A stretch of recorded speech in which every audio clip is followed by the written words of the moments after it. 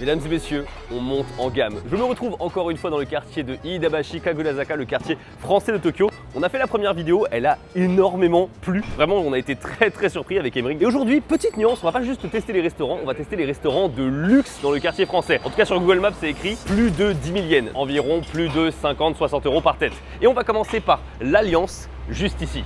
Et vraiment, l'entrée, c'est le luxe. Ah ouais, ça rigole pas là. Peut-être que j'aurais dû mieux m'habiller, j'ai pas réfléchi comme ça au départ. Ah bah, moi non plus. Ah oui merde, attends, c'est vraiment le plus de ouf. Oh, merde, je commence à paniquer là du coup. Si c'est trop luxe, ils me laisseront jamais rentrer avec une grosse tête de mort dessus. Hop là. Konnichiwa. ランチメニュー、ランチで2人ってできますか？あ、今から。お二人で、大丈夫ですか？ありがとうございます。すいません。Nous sommes installés, heureusement on a eu de la chance, mais pour trouver efficacement des adresses de restaurants, alors je sais qu'il y en a de plus en plus qui utilisent l'IA, mais encore faut-il la bonne. Parce que je peux vous dire qu'entre les restaurants fermés, les anciennes adresses, les fermés temporairement, les horaires qui sont pas bons, et du coup pour vérifier finalement il vaut mieux faire ce qu'on appelle du cross IA, c'est-à-dire utiliser différentes IA pour vérifier les informations. Mais le problème c'est qu'entre ChatGPT, Claude, Gemini et toutes les autres, on finit par collectionner les abonnements et les onglets comme des cartes Pokémon, et ça en fait juste ça coûte cher, et c'est pour ça que j'ai trouvé une solution. Mammouth AI, c'est une plateforme française qui rassemble les principaux modèles d'intelligence artificielle au même endroit. Je peux donc utiliser par exemple ChatGPT pour une tâche, Gemini pour une autre, et Claude pour surtout Claude, voilà. Et bien sûr, tu as aussi des modèles qui peuvent générer des images et des vidéos depuis la même interface. Et la fonctionnalité que je trouve particulièrement pratique, eh bien, c'est le reprompting. Plutôt que poser une question à une première IA, puis copier-coller pour la poser à une deuxième, puis une troisième, là, en fait, tu vas pouvoir directement le poser à toutes les IA. Tu fais la même demande à un autre modèle en un seul clic sans avoir à copier-coller. Et bien sûr, c'est toujours intéressant pour pouvoir vérifier les informations. Par exemple, pour une recherche autour des restaurants français qui sont à Tokyo, j'importe un document, je demande une synthèse en français, puis je peux comparer ce résultat avec un autre modèle pour justement vérifier les informations et éviter de se retrouver avec des restaurants qui sont un peu trop chics pour nous. Parce que oui, encore une fois je le rappelle, une IA peut se tromper. Tu peux aussi créer des mammouths personnalisés avec tes propres instructions et tes documents pour avoir un assistant consacré à un projet précis. Et tout ça, c'est le vrai point de Mammouth AI, c'est que ça coûte que 10 € par mois. Oui, je suis d'accord, c'est un petit peu un glitch. Parce que c'est beaucoup moins cher que de prendre tous les abonnements séparément. Vous pouvez découvrir Mammouth AI avec le lien qui se trouve dans la description. Je pensais luxe, mais pas à ce point-là. On a un laissé-passer parce qu'on est français, c'est uniquement pour ça. Parce qu'on est meilleur au foot. Il faut que quelque chose se passe à 4-0 alors qu'on n'est pas encore à la mi-temps. Mesdames et messieurs, nous sommes arrivés. Effectivement, c'est très luxe. Littéralement, toutes les personnes autour de nous sont habillées pas en costard, etc. Mais tu sens que c'est des fringues assez de luxe, quoi. On a pris chacun un menu. J'ai pris le menu le plus classique, qui est du coup à 5 000 yens. Ce prix-là, ce cadre-là, ce prix. Sachant qu'il y a amuse-bouche, entrée, soupe, poisson, viande, dessert, café. Et je vois qu'on se fait plaisir. Alors, effectivement, il y a une coupe de champagne, bien sûr l'abus d'alcool est dangereux pour la santé, blablabla, mais c'est offert, on ne l'a pas demandé, c'était totalement offert. Et pour Emeric, j'ai pris le menu qui est un petit peu plus cher, voilà, un petit peu plus élevé en gamme, on passe à 8800 yens. Autant l'entrée, on va dire, elle est un peu somptueuse, tu vois, autant l'intérieur, gigantesque. On voit les cuisines là-bas, avec des vitres légèrement teintées, mais il y a un deuxième étage en fait ici, je vois qu'il y a une salle privée, l'ambiance elle est ultra feutrée, enfin j'avais pas dit, mais on a déjà 3 fourchettes et 3 couteaux sur la table, on est sur un haut de gamme plus que ce que je pensais. Et c'est ça qui m'impressionne parfois au Japon, c'est le décalage entre le prix du menu qu'on va payer et la classe du lieu, quoi. Les serveurs ils sont tous en costard, en col blanc, nickel. Même moi j'avoue j'aurais bien voulu avoir une chemise, tu vois, pour l'occasion. On a le pain et le beurre qui est arrivé. On a eu un beurre qui était extrêmement particulier là, qui était du coup très mousseux. Et en fait effectivement ils m'ont bien dit que le beurre est fait maison. Écoutez, on va goûter ça. Et du coup je m'attends à ce que le pain le soit aussi, tu vois. Par contre c'est extrêmement mousseux. Regardez quand je vais l'étaler là. On dirait de la crème, quoi. le tartare là. Ouais, ça j'avoue, on dirait du tartare. Oh, c'est très étrange. C'est un goût de beurre, le côté demi-sel du beurre, mais ça n'a aucune texture de beurre. C'est beaucoup trop mousseux, tu vois. Par contre, le pain aussi a un bon goût, ça démarre très bien. C'est vrai que j'ai l'impression de mettre du fromage. Un beurre qui est tellement léger. C'est presque plus l'odeur de beurre que le goût en bouche. La première entrée est arrivée. On a une entrée avec du fromage frais, avec à l'intérieur de la truite, de la sakura masu en japonais. On a du hotategai, donc hotategai c'est de la coquille Saint-Jacques, et à droite de l'asperge. Très frais, très plaisir. Quand je dis que c'est frais en bouche, c'est pas froid. La coquille Saint-Jacques ça fonctionne très bien. Pour vous dire, je suis plus impressionné par le pain beurre, mais c'est très sympa. Un peu plus de saveur sur les asperges, un peu d'acidité, ça conserve un peu de croquant. Ok, c'est pas une dinguerie, mais c'est très sympa. En revanche, ça m'intrigue beaucoup. C'est un bouillon de thon. Oh, l'odeur. L'odeur est tellement japonaise par contre. Oh ouais, ça c'est pas une odeur d'un truc français du tout. je sais exactement ce que c'est. Dans les restaurants d'anguilles, on a généralement une soupe à côté qui n'est pas une soupe miso, qui est une soupe aromatisée, on va dire presque, avec du foie d'anguille. Ça, c'est exactement le même équivalent, mais avec le thon. C'est agréable, c'est très léger, c'est pas très fort en goût. Néanmoins, ça démarre bien un plat. Juste une remarque, il y a plus de végétal dans cette assiette que de tout ce que j'ai mangé au Japon depuis 2 semaines. Attends, je suis perdu. Je dois utiliser quel couvert? C'est de l'extérieur vers l'intérieur? Oui, toujours l'extérieur. Bah ouais, que dire à part que surtout très frais quoi. Ouais, c'est ça. Le premier plat est arrivé. Alors pour moi, du coup, c'est de la dorade grillée avec une légère émulsion de potiron. Et pour Émeric, on a aussi l'émulsion de potiron, mais par contre avec un homard. Écoutez, goûtons ça. Hop là. Wow. Très fort là. Ouais, là c'est très très fort. Tu vois, la dernière fois que j'ai pris un poisson grillé comme ça, c'était dans le château avec l'âne et toi. Ça n'a rien à voir. Ça n'a rien à voir. Il y a un petit côté un peu acide. Je sais pas si c'est la tomate qui donne ça ou si c'est l'émulsion, mais ils ont fait un truc très sympa là avec l'acidité, je trouve, plutôt que la classique fenouil. Alors bien sûr, seul défaut, la quantité. Enfin, je veux dire, c'est. Bah écoutez, très sympa. Je vais bien sûr, comme d'habitude, prendre la portion du cadreur. À noter, très belle assiette, qui met vachement en avant les couleurs orangées et vives. Le homard est déjà décortiqué, ça fait plaisir. Je vais essayer de le prendre sans le tremper dans la sauce comme ça. Oh ouais. Oh quel goût! Oh il y a tellement de goût. Alors c'est peut-être un petit peu trop salé pour certains. Moi ça me va, je suis content avec ça. Par contre ça, il y a du goût quoi. Il y a le goût de bien sûr du homard, mais il y a également le goût de la sauce qui intervient. Tu vois, il y a 2 sauces, voire même 3 peut-être, il y a une blanche, Ouais, une orange, une jaune. Ah ouais j'avoue. Non, t'as 3 sauces. Ah ouais, elles sont toutes différentes. Ça marche super bien. Je me retrouve à Marseille à nouveau là, à manger du bon poisson. Poisson excellent, par contre c'est juste la sauce, j'arrive pas à savoir c'est quoi. Un peu agru, un truc un peu lacté. Je sais que t'aimes pas le homard, Émeric, Non. mais franchement là C'est c'est. une bonne occasion finalement c'est une peut-être de dinguerie. me reconvertir à nouveau aux fruits de mer. Je suis d'accord, c'est excellent. Je suis pas fan normalement de fruits de mer de manière générale, et là c'est vraiment super bon. La viande est arrivée, les quantités sont quand même petites, faut quand même admettre. Pour ma part, j'ai de l'Australien Wagyu et Émeric, il a du Olive Wagyu qui est par le coup du vrai Wagyu du Japon. Et on a bien sûr en accompagnement tous les deux la même chose, c'est-à-dire un énorme navet avec une espèce de moutarde à l'ancienne peut-être. Oui je crois, je vais goûter le navet d'abord. Parce que je dis pas souvent, mais le navet est bon. Qu'est-ce que je raconte, c'est un navet? Putain, tout à l'heure je dis que c'est un navet, j'ai un oignon, pardon, excusez-moi, c'est un oignon. Allez, allons-y pour la viande. Putain, c'est vraiment des petits morceaux quand même. C'est incroyable, non c'est très très bon. Point faible, il n'y en a pas assez. La sauce est assez dominante, mine de rien, avec une viande de ce calibre-là. Non, c'est cool. Je te sens quand même moins excité que le poisson. Oui, je suis quand même moins excité. Parce qu'en fait, je suis plus excité à te voler ta viande à toi. Ah ouais, oh ouais, la découpe, ça n'a rien à voir. Rien à voir la découpe.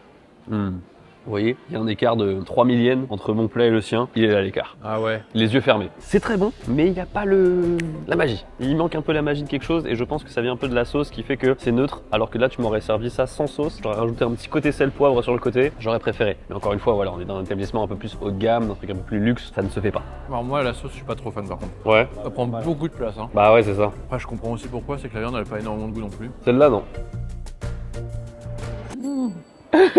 Elle est trop bonne. Ok, on passe d'une viande que je trouvais un peu dure à mâcher à une viande qui est fondante, mais pas seulement fondante. Il y a un côté où c'est même un peu croustillant. Oui, bah oui, la réaction de Maillard, comme j'aime bien le dire dans chaque vidéo. J'ai l'impression de voir un match France versus Japon là. Bah techniquement, malheureusement, c'était la japonaise qui Oui, est celle-là. la japonaise qui a gagné. Ouais. On va finir ça, au moins c'est pas compliqué à finir, et on aura encore faim après. En revanche, il y a bien sûr quand même un dessert.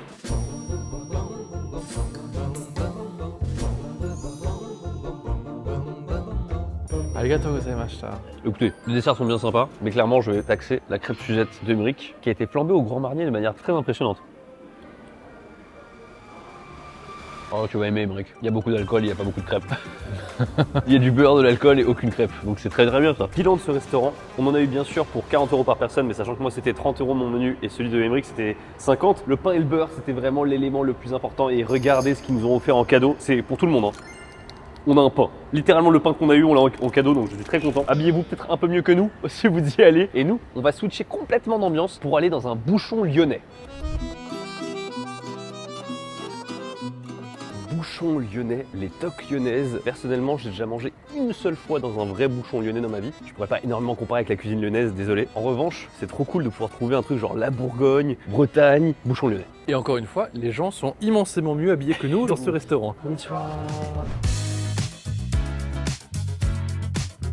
C'est la dernière table qui est restée à l'étage. D'entrée, l'odeur me plaît. Tu as tout à fait raison, mec. Il y a une odeur de charcuterie qui est exceptionnelle. Le restaurant est très joli, mine de rien, avec l'énorme baie vitrée comme ça sur le côté. Et si je peux parler juste derrière toi, je vois l'encyclopédie de la charcuterie tome 1 et 2.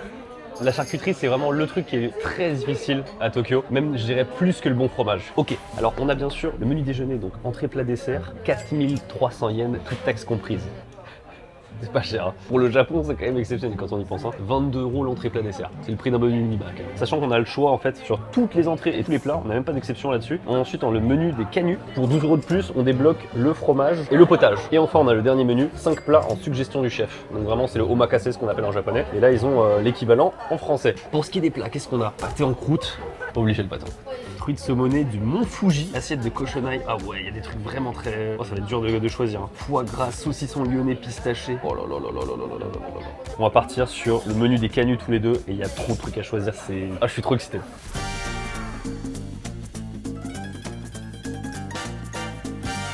Absolument fantastique. Les entrées sont arrivées, on a eu des explications pour les entrées, on a eu des explications bien sûr sur le menu. On a pris du beurre demi-sel chacun, on a aussi de la baguette qui est juste ici là, qui vient d'être faite, enfin tout est fait maison. À part le beurre, tout est fait maison. Alors pour moi j'ai du coup de la saucisse à la pistache lyonnaise et Emric il a carrément l'assiette de cochonaille, donc du coup il a de la rillette, du saucisson à l'ail, la même saucisse pistachée et du pâté. Écoutez, c'est parti, moi j'ai un peu de macédoine en dessous et la petite huile que vous voyez tout autour comme ça, eh bien c'est en réalité de l'huile de pistache. Oh là là. Je sens un concurrent solide à la Bourgogne qui arrive là. On est sur des entrées froides, hein, donc forcément c'est un peu moins dans la technique, dans la réflexion. Néanmoins le produit brut là il est... Oh. Ça se mange tout seul. La saucisse au Japon, d'habitude elle est sucrée. C'est une horreur. Là vraiment je ressens un bon goût tu vois français. C'est très très agréable. Je vais tout de suite enchaîner sur l'assiette d'Emric. Oh là là, le pain croustillant. C'est vrai que quelque chose que tu disais, qu'on a dit off-cam, c'est que les Japonais, les Asiatiques en général, en ce qui concerne le pain, ils sont souvent plus fans de pain mou. Même là, nous dit, il y a que nous qui aimons le pain dur qui fait mal au palais. Il est comme ça, c'est nous qui l'avons inventé, il est comme ça. Voilà, on se tait et on accepte. Et c'est pour ça que c'est bien pratique quand on veut mettre par exemple de la rillette dessus. Oh, le petit plaisir au Japon. En fait, t'as ça qui arrive en France, ouais. Bon, bah, c'est un peu bizarre, tu vois, en termes de quantité, etc. T'as ça au Japon, tu es vraiment content. La rillette a vraiment beaucoup de goût, ça fait plaisir. Je vais te taxer également le saucisson à l'ail, que j'apprécie particulièrement. Oh ouais, le vrai goût là, comme ça. Non, c'est vraiment, ça fait grave plaisir. Et maintenant le pâté. Tu voles le plus là? Alors je te volerai pas celui-là parce que je l'ai déjà. Ouais. S'il y avait ça à côté de chez moi à Tokyo là, j'irais une fois par semaine minimum. Prends ton assiette d'abord, je pense. Tu seras plus impressionné par celle-là. C'est le moins impressionnant pour moi. Pourtant, c'est déjà vachement bon. Hein. Oui, mais c'est le moins impressionnant. Le meilleur, le plus impressionnant, c'était le pâté. C'est celui que j'ai pris à la fin. Petite rillette. J'ai inversé mes couverts. T'es bourré, t'es bourré. Oh là là, regardez ce bruit déjà quand tu manges le pain. Extraordinaire ça. Ah ouais, on est d'accord. Ah, mais le goût est tellement fort. Ouais, il est tellement fort, c'est trop bien. Et j'avoue qu'avec le bon pain, c'est un régal. En ranking, je mettrais 4, 3, 2, 1. Celui-là, c'est ton numéro 1 alors. Ouais. J'en attends beaucoup.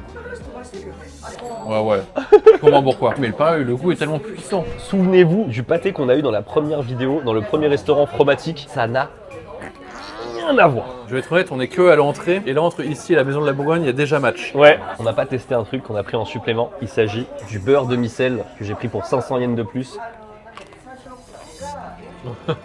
Au début, le goût était plutôt sympa. Et sur la fin, Et c'est réveillé. ah ouais, il s'est réveillé dans ma bouche et tout, c'était une folie. Même le pain, il est bon, enfin, tout est bon là. Le pain est vraiment Le super. pain est vraiment bon et en plus, on a le droit à volonté. Ils l'ont dit, c'est à volonté. D'habitude, au Japon, c'est pas le cas. Mais écoutez, moi, je vais taper encore l'assiette d'Emric et puis on va passer. Non. Je proteste. J'ai jamais fait grève jusqu'ici. Le potage gazpacho de pastèque sous format coccinelle avec quelques morceaux de pastèque quand même qui sont là. Oh. Bon. Idée originale de ouf, il a pas juste mis des morceaux de pastèque, c'est des morceaux de pastèque qui sont congelés. Ça apporte un truc, un twist en bouche, c'est exceptionnel. En plus, moi je suis pas très liquide chaud, c'est froid, donc c'est parfait pour moi. Ah oui. Alors faut que tu goûtes, Emric, c'est exceptionnel. En recherche culinaire, je pense que c'est le meilleur truc qu'on a eu aujourd'hui. Ouais, la pastèque elle est bien fraîche. C'est vraiment la soupe estivale parfaite. Incroyable. Il fait chaud, t'as envie de te rafraîchir et ça c'est parfait. Hein. J'ai envie d'en avoir des litres. L'assiette de cochonaille de tout à l'heure, plus ça, on est déjà high level de fou furieux.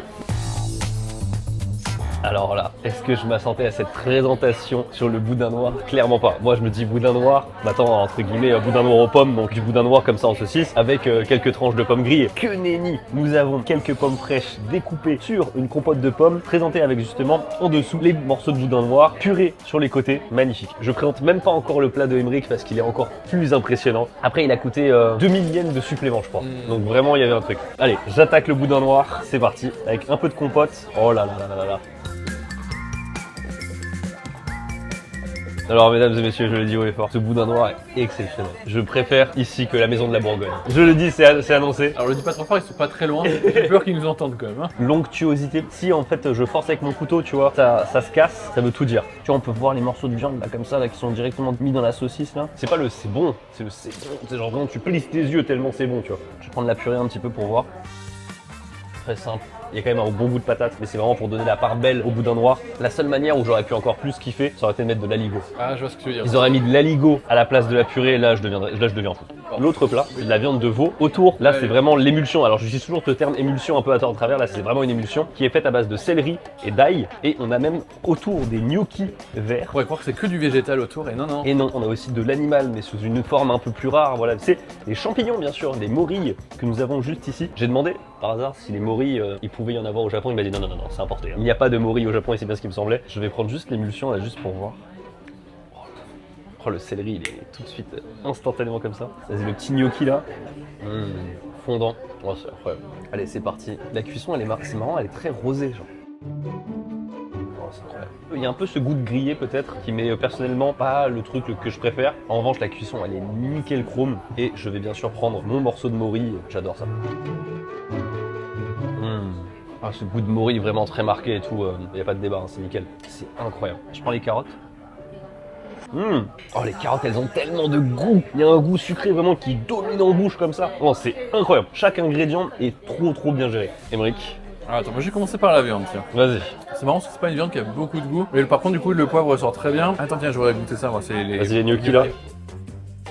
Ils sont très bien cuits. Hein. En termes de cuisson, c'est top. Hein. Est-ce que tu es plus ici ou Bourgogne? Je suis encore Bourgogne. T'es encore en Bourgogne, ça m'étonne pas. C'était la mousse de canard qui m'avait vraiment beaucoup marqué. C'est quelque chose que j'aime beaucoup. Je sais pas si toi t'aimes bien le boudin noir, donc si tu veux goûter, avec tu veux goûter. C'est excellent. T'as vu le boudin noir, je trouve fou furieux. La touche sucrée qui est ajoutée par la compote avec, ça va trop bien. Je pense que des deux, c'est le meilleur. Moi, je préfère aussi mon plat. Et c'est loin d'être fini parce qu'il y a encore fromage et dessert. La partie du fromage qui est arrivée, c'est un fromage qui vient de Hokkaido, donc vraiment c'est la région tout au nord du Japon et c'est la région effectivement qui est connue pour tout ce qui est laitage, pour tout ce qui est fromage. Attends, c'est pas là où vous êtes allé avec Louis Affineur? C'est tout à fait là où on est allé avec Louis Affineur pour aller manger la meilleure raclette et où il a eu sa révélation de sa vie, où il était avec ses fromages d'alpage finalement. Fromage. Très frais. Faut aimer l'ail, hein. Faut aimer l'ail et la ciboulette, mais franchement ça va, c'est vraiment un patient de dessert. Vraiment, tu patientes ton dessert avec ça. Ok, ma mousse au chocolat est arrivée et en fait il y a une glace à la vanille qui se cache en dessous. Oh là là là là. Elle a l'air très appétissante. Laissez-moi deviner, c'est un visage de surprise. Il y a un élément, je comprends pas d'où il vient. Ah, il y a du brownie en fait. Mais attends, mais c'est incroyable. En fait, c'est presque plus une mousse au chocolat. C'est un coulis de chocolat, cacao de 70% avec de la glace vanille. En fait, c'est ça. C'est une fusion entre une mousse au chocolat et un fondant au chocolat. Visuellement, ça a l'air très sucré. Ah oui, j'ai bien, c'est vrai. Mais j'ai vraiment bon. Mais le mot mousse au chocolat est faux. Quand tu te souviens, c'est fantastique. Je suis pas sûr d'aimer ça, moi. Si. Tu vas aimer. Ah si, on a décrété que j'allais aimer. On a décrété que t'allais aimer. Si. Après, je dois dire, jusqu'ici, c'était un sans faute. Hein. Ouais, non, mais. Le restaurant, il n'y avait rien qui était raté. Hein. Le chocolat est chaud, et là, c'est très froide. On m'attendait pas à avoir le chaud et froid en même temps, là. Je t'ai dit, jeu de texture, jeu de température, il y a tout là. Ah, c'est très bon. Hein. À chaque fois, on a un niveau de présentation. Alors, je vais essayer de vous la refaire, mais sur le lit d'ananas et de fruits de la passion, avec un petit peu de poivre dessus, nous avons du coup de la meringue. Dans la meringue, nous avons un sorbet à la mangue. Au-dessus, c'est du coup de la mousse qui est à base de noix de coco. Il y a quelques morceaux de coriandre qui sont à droite à gauche, du zeste de citron vert, mais aussi des pousses de coriandre. On dirait qu'il y a une plante qui pousse dessus. Il a dit qu'il faut le couper en deux. Aïe. Ah non, c'était un baba au rhum, j'ai oublié la partie baba au rhum. Il y avait trop d'étapes. On a un œuf là. Ah, j'avoue. C'est vrai que j'ai pensé un peu à un trompe-l'œil aussi. Je vais essayer de prendre du coup un peu de tout en même temps. incroyable. Le multicouche là, c'est très très frais. Le côté sucre, différence de texture, frais. Je suis rassuré, j'avais un petit peu peur que la coriandre ça soit un peu fort. On la sent pas. Mais que va dire Imric qui lui n'aime pas trop les desserts à base d'agrumes? Qu'est-ce qu'on se aussi là? Et oui, t'as raison, je suis pas un fan d'agrumes, mais alors là, est-ce qu'on n'est pas sur la fusion parfaite du savoir-faire la française et de la perfection la japonaise? Luc Dunum, j'imagine que ça se prononce Luc Dunum. Exceptionnel cette adresse. Là j'étais avec le chef juste avant qui était derrière moi. Ça fait 28 ans, si je dis pas de bêtises, qu'il est au Japon. Forcément, il a de la bouteille, de l'expérience. Parfois je goûte des choses et j'arrive à expliquer 2-3 trucs. Mais quand il explique en fait, dans le potage qu'on a eu, en vérité, les petites feuilles de menthe lamelles, elles ont été blanchies avant dans de l'huile pour justement alléger le goût. Enfin bref, ce serait trop bien d'avoir parfois des explications complètes du chef sur ce qu'on mange parce qu'il y a tellement de détails qui sont ignorés et qu'on ne peut pas repérer en fait nous-mêmes. Je ne suis qu'un humble goûteur dans cette histoire-là. En tout cas voilà, l'adresse est exceptionnelle. Vraiment, n'hésitez pas à y aller si jamais vous avez un petit peu un mal de pays lorsque vous êtes au Japon. Et pour nous, on se dirige encore une fois vers une prochaine adresse. On change d'endroit, on est un petit peu plus loin par rapport au quartier français, on est à côté de l'Institut des Sciences de Tokyo, l'Université des Sciences de Tokyo, et nous sommes surtout derrière le Coin Vert. Le Coin Vert Kagurazaka Tokyo, c'est une pâtisserie-boulangerie et vraiment je me frotte les mains parce que même si on a beaucoup mangé, oh il y a encore de la place. Et bien sûr, quand on parle de dessert, il faut quelqu'un de qualité, comme par exemple Popo. On va laisser échapper un peu là, t'es loin, approche-toi. Popo qui va goûter les desserts. Je vais goûter les desserts.